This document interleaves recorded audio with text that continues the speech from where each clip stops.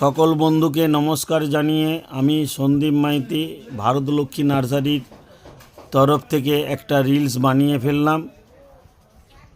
নাম কি যেটোর? মদন প্রধান।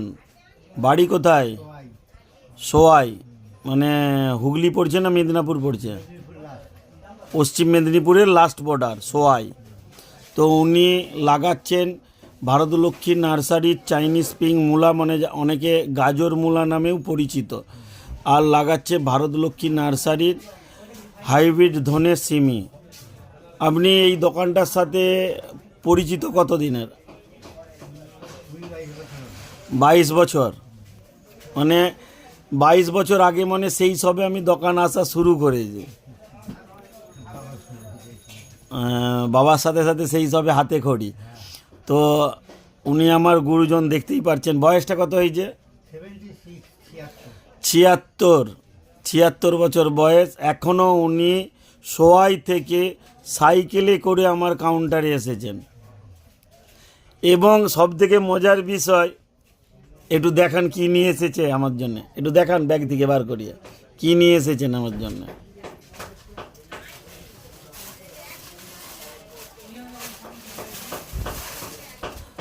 তো এই গাছটা কি গাছ? পলতা পাতা, মানে পটল গাছ। যেই গাছ থেকে পটল হয় সেই গাছের পাতা ডাল নিয়ে এসেছে। এটা দিয়ে বড়া এবং মানে কি বলবো, মানে চচ্চড়ি হয়। এটা শরীরের ব্লাড সার্কুলেশন ভালো রাখে, ব্লাড পরিষ্কার করে, তাই তো? আর ওনাদের ওখানে বিখ্যাত সেই চন্দ্রমুখী আলু।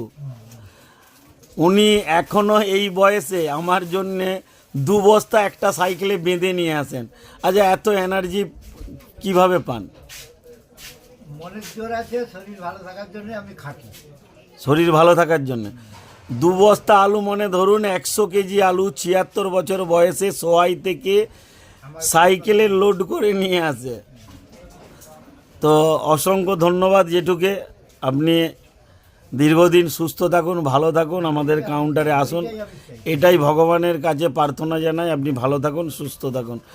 আর সকল বন্ধুকেও আবার একবার নমস্কার জানালাম। রিলসগুলো দেখবেন, একটু লাইক কমেন্ট করবেন, শেয়ার করবেন।